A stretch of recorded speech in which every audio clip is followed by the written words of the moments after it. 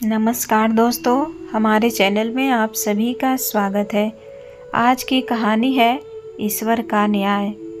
उर्मिला जी ने रसोई घर में जाकर देखा तो खाने के सारे डिब्बे खाली पड़े थे।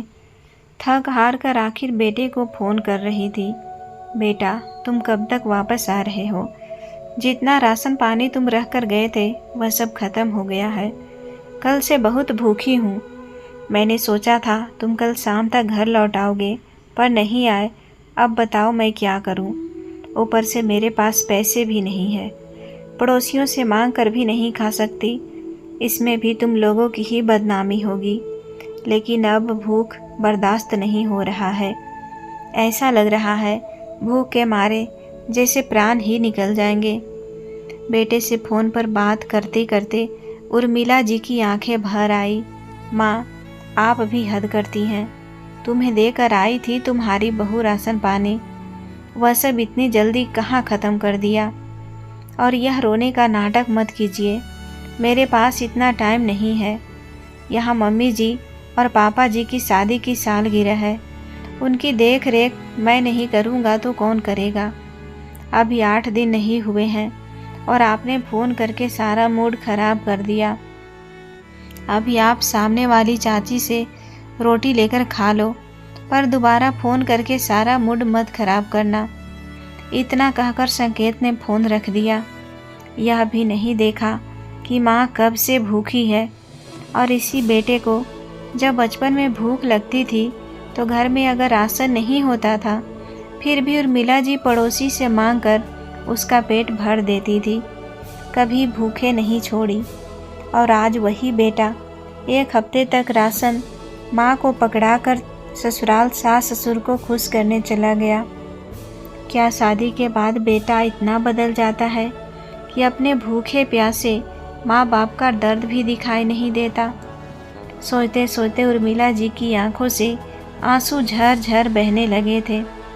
लेकिन इस पापी पेट का क्या करे? यह परिस्थितियाँ थोड़ी न समझता है। उर्मिला जी संकोच होते हुए सामने वाली सुमित्रा बहन के घर से उस दिन तो 2 रोटी मांगकर खा ली, पर रोज़ रोज़ कब तक मांगकर खाती? उन्होंने अपने घर के बागीचे से सुबह सुबह फूल तोड़कर पास के शहर के एक मंदिर के पास बेचने बैठ जाती, और कुछ नहीं तो उनके दिन के खाने का खर्चा ही निकल आता था। उनके बेटे का अपमान ना हो इसीलिए वह अपने चेहरे पर पल्लू ढक कर रखती थी। मंदिर के दर्शन करने वालों की भीड़ में से एक शख्स ऐसा भी था जो रोज़ उन पर तरस खाकर कभी उन्हें खाना तो कभी 500 रुपये उनके हाथों में रखकर चला जाता था। लेकिन जब भी वह उर्मिला जी के पास आता, वह अपना चेहरा पल्लू से और ज़्यादा ढक लेती थी। एक दिन जोरों का तूफान आया हुआ था तो मंदिर के दर्शन करने कोई नहीं आया। उर्मिला जी बेचारी भूखी प्यासी किसी न किसी के आने की इंतजार बड़ी उम्मीद भरी नज़रों से कर रही थी। तभी वह शख्स आया और मंदिर के दर्शन करके जाने लगा। तो ना जाने तूफान की वजह से उर्मिला जी के सर का पल्लू कैसे उतर गया। जैसे ही उस आदमी की नज़र उर्मिला जी पर पड़ी, उसके पैरों तले ज़मीन सरक गई। उर्मिला जी ने जल्दी से सिर पर पल्लू रखा और वहाँ से तेजी से जाने लगी। वह आदमी भी हक्का बक्का सा खड़ा बस उर्मिला जी को देख रहा था। उनकी ऐसी दुर्दशा देखकर उस आदमी की आंखों में आंसू उतर आए थे। उधर उर्मिला जी के आंसू तूफान की तरह थमने का नाम नहीं ले रहा था।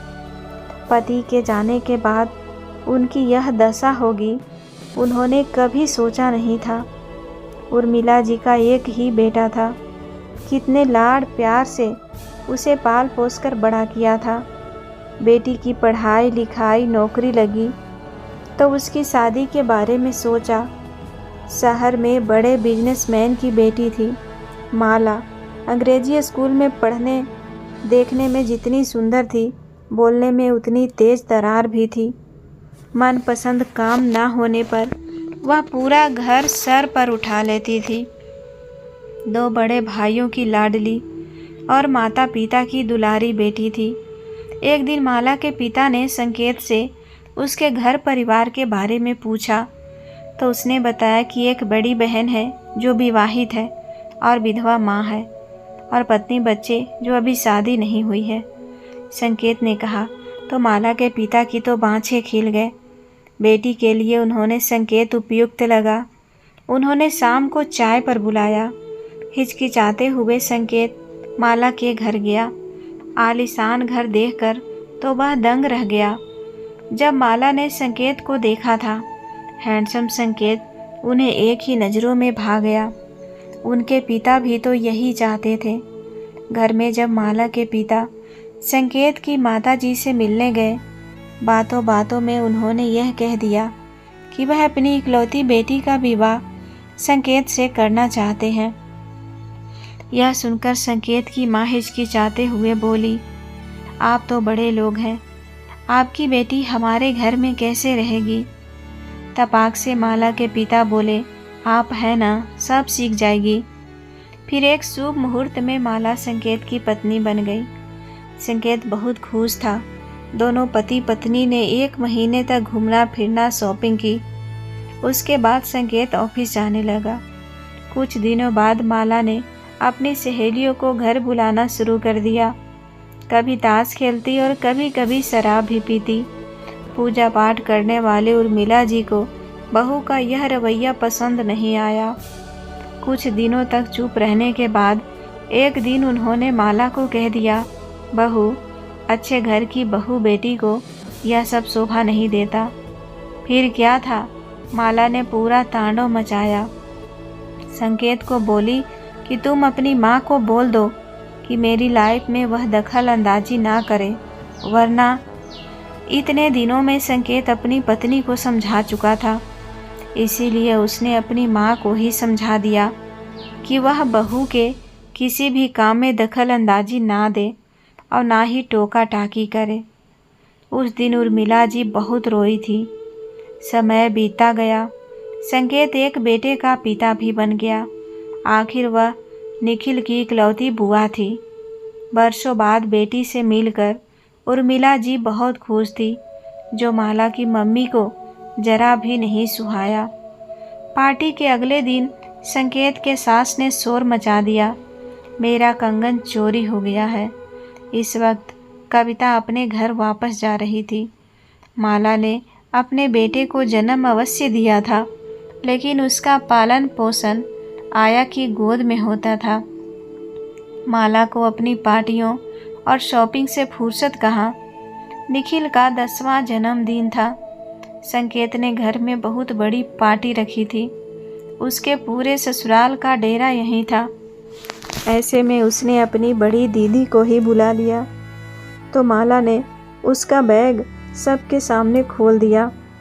कपड़ों के बीच में मम्मी का कंगन देख वह जोर से चिल्लाई, संकेत, देखो, तुम्हारी दीदी को कंगन पहनने की इच्छा थी तो मांग लेती, चोरी करने की क्या ज़रूरत थी।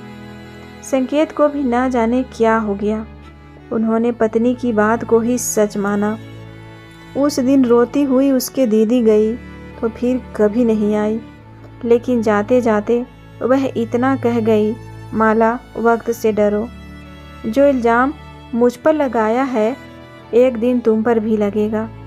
इतना कहकर बेचारी कविता रोते हुए अपने घर लौट गई और फिर लौट कर मायके नहीं आई। बेटी पर लगे चोरी का इल्ज़ाम का सदमा संकेत की माँ बर्दाश्त नहीं कर पाई और बीमार रहने लगी। एक दिन बहू ने सुबह सुबह घर में ड्रामा खड़ा कर दिया। अब क्या तुम्हारी माँ की वजह से मैं अपने मायके भी ना जाऊं? साल में बच्चों की एक ही बार लंबी छुट्टी होती है, तब भी मैं मायके नहीं जाती हूँ। सोचती हूँ चलो गर्मी है वहाँ जाऊँगी तो मेरी भाभी या मेरी माँ को रसोई में ज़्यादा काम करना पड़ेगा, तो गर्मी अपने घर में बिता लेती हूँ। अब मम्मी पापा की सालगिरह पर भी नहीं जा सकती, तो मैं अपनी माँ के घर ज़रूर जाऊँगी और तुम भी मेरे साथ चलोगे। बार बार अकेली जाती हूँ तो मुझे अच्छा नहीं लगता है। माला अपने पति संकेत से कहती है। तो संकेत बोला, वह सब तो ठीक है, पर माँ का क्या माँ को यहाँ अकेले छोड़ कर जाएंगे?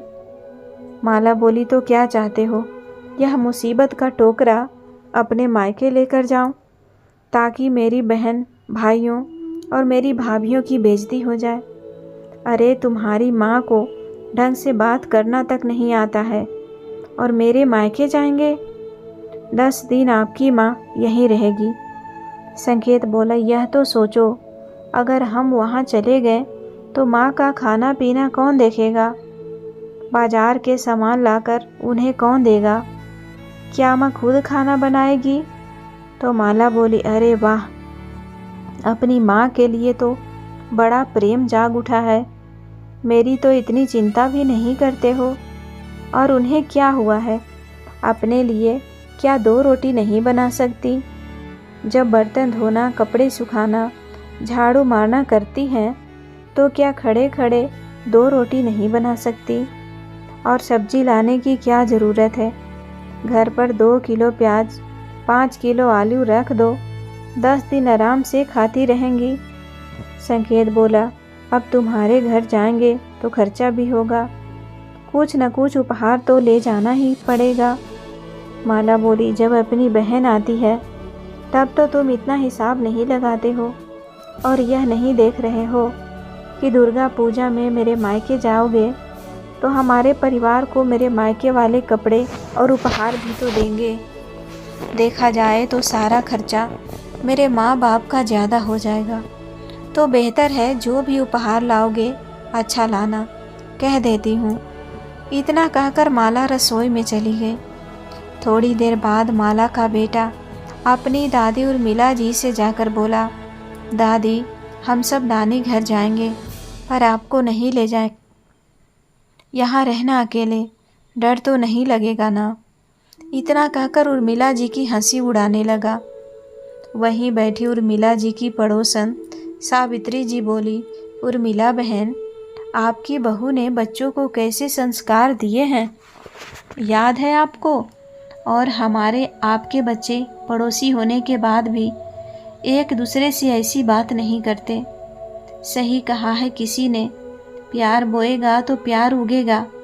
आजकल की बहू है तो बच्चों को ही ऐसी बताती है कि नानी अच्छी है और दादी बुरी। उर्मिला जी बोली, अरे नहीं सुमित्रा बहन, यह तो वैसे ही मस्ती कर रहा होगा। अगर बेटा बहू कहीं जाएंगे तो क्या मुझे नहीं बताएंगे? और जाते हैं तो जाए, जब इतने दिन जिंदगी काट ली तो क्या 10 दिन अपने लिए रोटी नहीं बना सकती हूँ? थोड़ी देर बाद सावित्री जी अपने घर चली गई, परंतु उर्मिला जी के दिमाग में पोते की बात घूम रही थी। अगले दिन सुबह उर्मिला जी रसोई के बाहर बैठ गई और संकेत की राह ताकने लगी।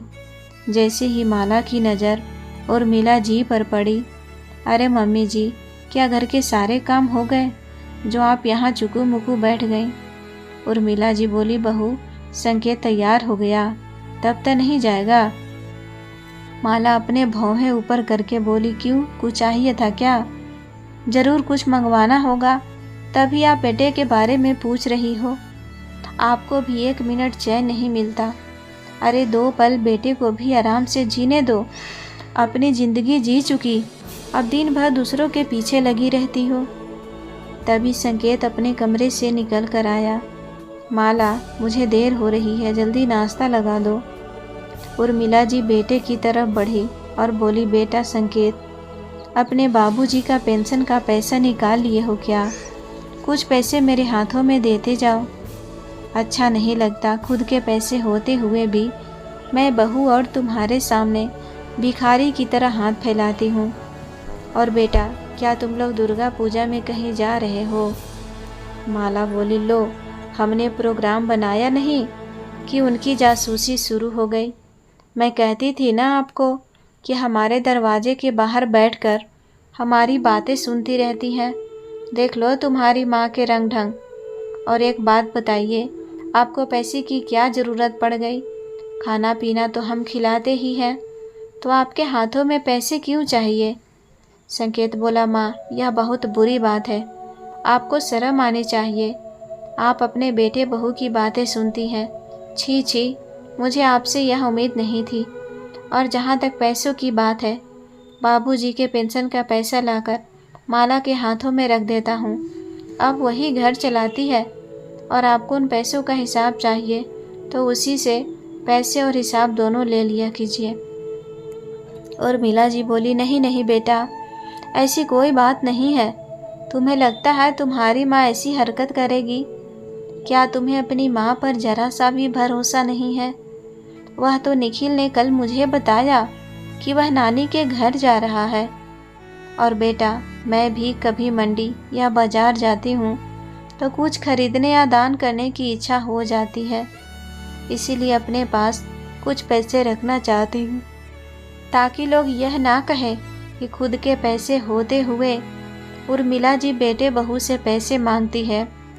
संकेत ने बात को बदलता हुआ बोला, ठीक है, बचा था तो जाकर बोल दिया, पर आपकी तो उम्र हो गई है, आप क्यों जासूसी कर रही हैं? और किसने कहा कि मंदिर में जाकर हर बार दान दिया करो? यहाँ डिब्बे में कुछ छूटे पैसे होते हैं, उनमें से 1 या 2 रुपए ले लिया करो। उर्मिला जी बोली, ठीक है बेटा, बेटे पैसे की बात ही छोड़ देती हूँ, पर बेटा मैं अकेले 10 दिन कैसे रहूँगी?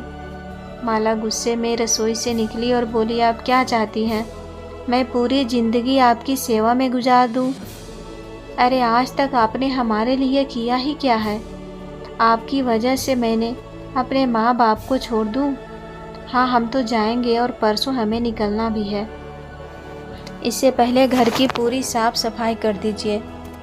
संकेत नाश्ता करके चला गया और मीला जी बेटे के जवाब के इंतज़ार में बैठी रह गई। 2 दिन तक माला ने उस घर का पूरा काम करवाया और रसोई में से घी, मक्खन, दालमोट, बिस्किट, जो भी ऐसी चीज़ थी उसे सब अलमारी में रख कर ताला लगा दिया। 2 दिनों बाद सब निकलने लगे तो बोली, माँ जी, यह 2000 रुपये आप अपने पास रखिए।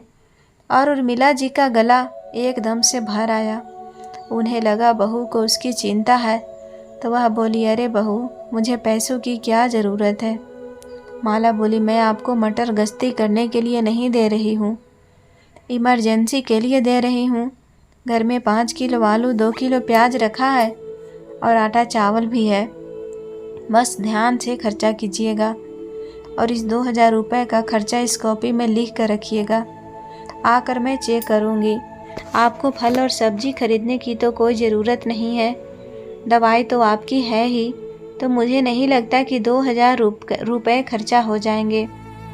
उर्मिला जी चुपचाप छोटे बच्चों की तरह हाँ में सिर हिलाती रही और वह लोग निकल गए। बच्चे को भी दादी से लगाव नहीं था, तो पलट कर एक बार दादी को देखा तक नहीं। जब बेटे ने इतने दिनों में भी माँ की सूध नहीं ली, तो मजबूरी में उर्मिला जी को पेट भरने के लिए फूल बेचने का काम करना पड़ा। उर्मिला जी अभी घर पहुँची थी कि फ़ोन की घंटी बजी। जिसका डर था वही हुआ। उर्मिला जी को महसूस हो गया था कि वह शख्स ऐसा ज़रूर करेगा, क्योंकि यह उर्मिला जी की बेटी कुसुम का फ़ोन था। हेलो माँ, कैसी हो? उर्मिला जी का गला भर आया और बोली, बेटा, तुम्हारा भाई पूरे परिवार के साथ अपने ससुराल गया है, मैं यहाँ अकेली हूँ। कुसुम बोली, माँ, आप अकेले कैसे रह रही हो? आपको तो हाथ भी कांपता है, फिर आप खाना कैसे बनाएंगे? उर्मिला जी बोली, क्या करूँ बेटा, काम वाली तो आती नहीं है। 2 साल से घर का काम मैं और तुम्हारी भाभी ही देख रहे हैं। सब्जी वह खुद बनाती है और बाकी सारा काम मैं करती हूँ। अपने लिए तो 2 रोटी बना ही लूँगी, तो मेरी चिंता मत करो। इतना कहकर उन्होंने फ़ोन रख दिया। अगले दिन सुबह 10 बजे दरवाजे पर दस्तक हुई। उर्मिला जी बोली, मैं आ रही हूँ। अब कौन आ गया? घर पर तो कोई नहीं है और मुझसे मिलने कौन ही आएगा? जैसे उर्मिला जी ने दरवाज़ा खोला, सामने कुसुम को देखकर उसकी आंखें भर आई। बेटा कुसुम, तुम? अरे बच्चे भी आए हैं। बच्चे नानी नानी कहकर उर्मिला जी की बाहों में भर लिए।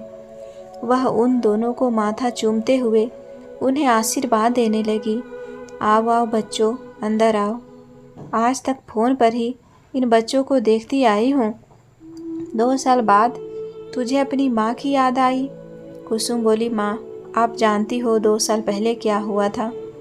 भाभी ने ही मेरे ही मायके में मुझ पर चोरी का इल्ज़ाम लगाया था, इसीलिए मैं यहाँ आना बंद कर दी थी। पर आपको अकेले कैसे छोड़ सकते थे? क्या हम इतने पराए हो गए मम्मी? हमें भी कुछ बताना आपने ज़रूरी नहीं समझा? उस आवाज़ को सुनकर उर्मिला जी चौंक गई, क्योंकि वह शख्स कोई और नहीं था, उर्मिला जी का दामाद था। उर्मिला जी की आंखें भीग गई तो बेटी दामाद को गले से लगा लिया और बोली, बहुत अच्छा किया बेटा जो तुम आ गए हो। बेटियों से ही तो घर रोशन होता है। यह बात बहू नहीं समझेगी। माँ के दिल की बात जानने के लिए कुसुम बोली, अरे माँ वह सब छोड़ो, मुझे भूख लग गई है, बताओ क्या खिलाओगी? उर्मिला जी बोली, रुक जा बेटा, मैं अभी कुछ लाती हूँ। इतना कहकर रसोई में गई और इधर उधर कुछ ढूंढने लगी, पर उन्हें कुछ नहीं मिला, क्योंकि माला पहले से ही सभी चीज़ों को अलमारी में ताला लगा कर गई थी। थोड़ी देर बाद कुसुम रसोई में आई और बोली, माँ मुझे बताओ, कुछ करना है तो मैं मदद कर देती हूँ।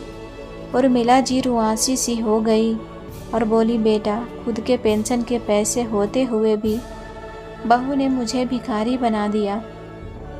कहते कहते वह रोने लगी। कुसुम ने माँ के आंसू पोंछे और बोली, बस इतनी सी बात? मेरी माँ तो बहुत साहसी थी, छोटी मोटी परेशानियों से वह कैसे डर जाती है।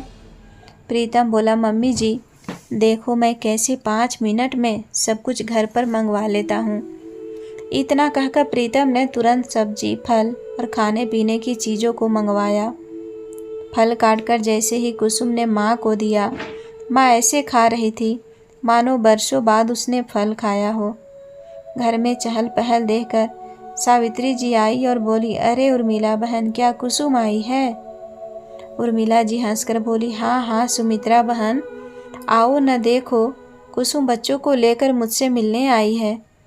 आज यह मेरा घर घर जैसा लग रहा है। सावित्री जी बोली, सुमित्रा बहन, बेटी ही माँ का दर्द समझ सकती है। देखो आपकी बहू के होते हुए आज तक इस घर में मुझे 1 कप चाय भी नहीं पूछा था। आज बेटी चाय बना कर पिला रही है। कुसुम हैरानी से उन्हें देखने लगी तो सुमित्रा जी बोली, बेटा या तो अपनी माँ को इंसाफ दिलाओ या फिर इन्हें यहाँ से लेकर जाओ। बेचारी की हालत बहुत बुरी रहती है, सारे पैसे बहू ले लेती है और तुम्हारा भाई भी कुछ नहीं कहता। अच्छा हुआ मैंने अपने पेंशन के पैसे अपने हाथ में रखे। बेटे बहू नाराज होकर घर छोड़कर चले गए। अकेली ही रहती हूँ और शान से जीती हूँ। अब अकेली मर भी जाऊँ तो कोई गम नहीं होगा। एक दिन माला का फ़ोन आया, मम्मी जी मेरे आने से पहले घर के साफ सफाई कर दीजिएगा, और हाँ फालतू में पैसे खर्चा मत कीजिएगा। वैसे भी बुढ़ापे का शरीर है, कितना ही खाएंगे, और यह आपके पीछे से शोर शराबा कैसा हो रहा है? किसको घर में बुला लिया है? उर्मिला जी सकपका गई, बहू वह बच्चे, और वह बोली, अरे वो क्या कर रही हो, बताते क्यों नहीं? तभी कुसुम आगे आई और बोली, माँ मुझे दो। भाभी मैं आई हूँ, क्या मैं अपनी माँ से मिलने नहीं आ सकती? माला हैरानी से बोली, अच्छा तो हमारे पीछे यह सब हो रहा है? तुम्हें किसने बुलाया था? तुम 2 साल पहले नाराज होकर गई थी, फिर कैसे मेरे घर पर आ गई? कुसुम बोली, आपका घर? यह घर तो मेरा भी है, और मैं अगर नाराज होकर गई थी तो वह आप लोगों से नाराज हुई थी, अपनी माँ से नहीं। और आप मेरी माँ को खर्चा कितना करना है इसकी हिदायत देंगी? मेरी माँ किसी पर बोझ नहीं है। मेरी माँ को पेंशन मिलता है जो आप दबा कर बैठी रहती हैं। अब मायके गई हो तो कम से कम शांति से वहाँ रहो। इतना कहकर उसने फ़ोन रख दिया। माला संकेत को बहन के माँ के खिलाफ भड़काने लगी। उर्मिला जी का डर से बुरा हाल था। वह बोली, देखना बेटा, वह आकर बहुत हंगामा खड़ा करेगा। कुसुम बोली, माँ डरती क्यों हो? यह घर आपका है, आप भूल गई हैं? यह घर बाबूजी ने बनवाया है और आपके नाम पर है। माँ, आपको आज तय करना होगा कि आप अपना बुढ़ापा कैसे बिताना चाहती हैं। क्या खुद के पैसे होते हुए भी बहू बेटे के सामने हाथ फैलाना चाहती हो, या आसान से अपनी बची खुची जिंदगी जीना चाहती हो? बेटी की बातों ने उर्मिला जी को बहुत हौसला दिया। उर्मिला जी ने अपने पति के पुराने मित्र जो वकील थे उन्हें बुलवाया और उन्हें सारी घटना बताई और घर का नया कागजात तैयार करवाया, जिसके नॉमिनी के तौर पर उर्मिला जी ने अपनी बेटी का नाम दिया। अगले ही दिन आनन फानन में माला अपने परिवार के साथ वापस आई। आते ही अपनी ननद से बहुत लड़ाई करने लगी। भाई भी पीछे से बोलने लगा तो कुसुम बोली, मैं सोचती थी यह तो पराई है। आप अपनी माँ की तकलीफ को समझेंगे, पर आप तो इससे भी बेकार निकले। संकेत बोला, बेहतर होगा तुम अपना सामान और अपने बच्चों को लो और अपने घर चली जाओ। कुसुम हंसकर बोली, यह घर मेरा भी तो है, आखिर मैं इस घर के हिस्सेदार हूँ। वह बात अलग है कि आज तक हिस्सा मांगने नहीं आई। माला गुस्से में जैसे ही अपनी ननद की तरफ बढ़ती है तो उर्मिला जी बोली, खबरदार बहू, जो एक कदम भी मेरी बेटी की ओर बढ़ाया और उसके बच्चे की ओर बढ़ाया तो मुझसे बुरा कोई नहीं होगा।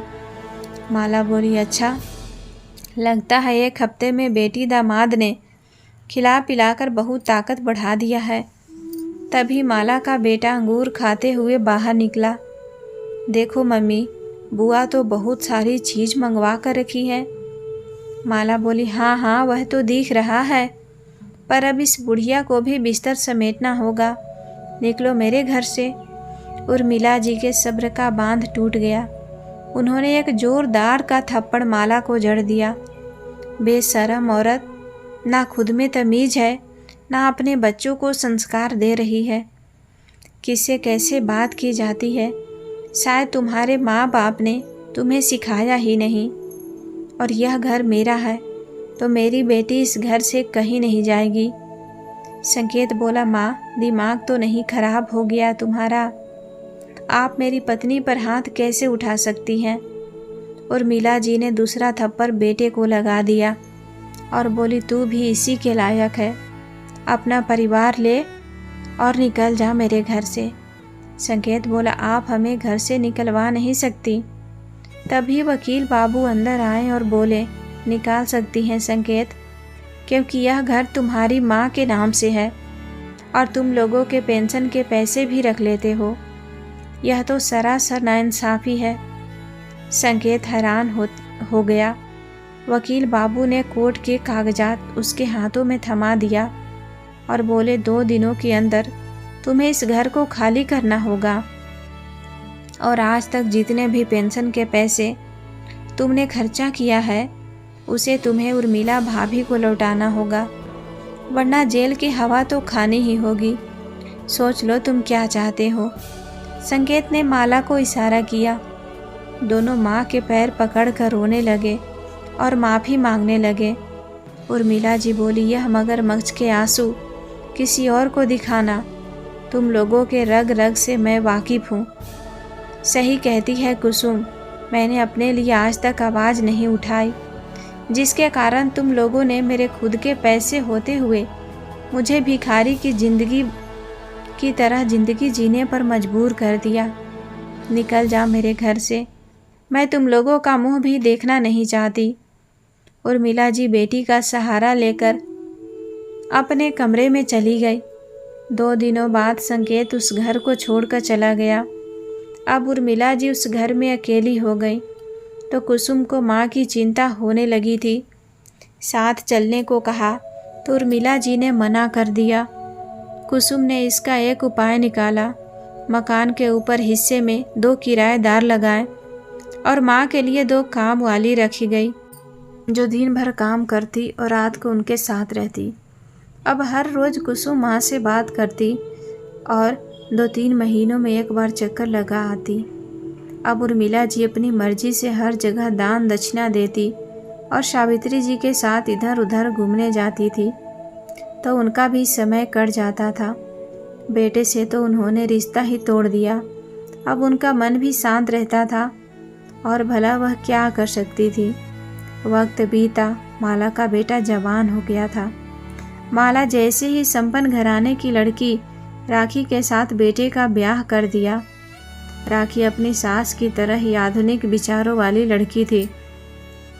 अब सास बहू दोनों एक जैसे कपड़े पहनती और साथ में पार्टियां करती थी। जो संकेत को पसंद नहीं आता था, वह पत्नी को समझाया कि हर काम समय पर अच्छा लगता है, पर पत्नी ने उसकी बात करके अभी ध्यान नहीं दिया। समय के साथ संकेत का शरीर शिथिल होने लगा। माला भी बीमार होने लगी, तो बहू उनके साथ ले जाना छोड़ दिया।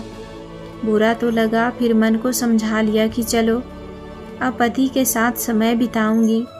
शरीर से कमज़ोर और बीमार संकेत के जीने की इच्छा खत्म हो चुकी थी। बस दिन रात सोए सोए ही उसने दुनिया छोड़ दी। इस समय से बहू ने सास से मालकिन का हक छीन लिया और घर के आधे हिस्सों पर उनकी उपस्थिति को प्रबंध कर दिया। और आज तक ना जाने कैसे माला जी उधर चली गई और शोपीस से टकरा गई और कीमती शोपीस टूट गया। तो बहू बेटे ने उन्हें, क्या मम्मी जी, जब देखो कोई न कोई चीज़ आप तोड़ देती हैं, चुपचाप एक जगह क्यों नहीं बैठ जाती। अपनी सास को तीखे स्वर में कहते हुए राखी ने फर्श पर गिरे कांच के टुकड़े को साफ करने के लिए नौकर को आवाज़ दी। निखिल भी इस समय ऑफिस से आया था।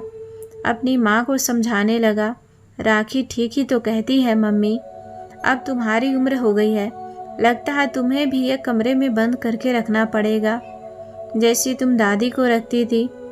तो माला जी अवाक होकर बेटे को देखने लगी। बड़ी मालकिन, कमरे में जाइए ना, हमें फर्श साफ करना है।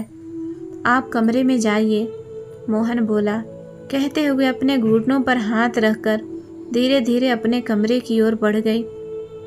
राखी का जन्मदिन था। मायके से उसकी मम्मी और भाई आए हुए थे। घर में बड़ी पार्टी चल रही थी। सभी लोग नाच गाना गा रहे थे, मगर माला अपने कमरे में ही रहने को सख्त हिदायत दी गई थी। उनका मन बहुत दुखी था, शायद अपने पिछले कर्मों का पछतावा भी। देर रात पानी पीने के लिए रसोई में जाने लगी, तभी उन्हें सुनाई दिया राखी कह रही थी कि निखिल, मैं तो तंग आ गई हूँ तुम्हारी मम्मी से, चुपचाप बैठती ही नहीं है, सहेलियों के सामने आकर मेरी इंसल्ट करती हैं। अब तो तुम वृद्धाश्रम भेज ही दो। हाँ, तुम ठीक कहती हो, लेकिन यह ऐसे नहीं जाने वाली। इन्हें भी बुआ की तरह ही कोई इल्ज़ाम लगाकर भेजना पड़ेगा। इसके आगे वह ना सुन सकी। ननद के साथ किया गया अपना कुकर्म उन्हें याद आ गया।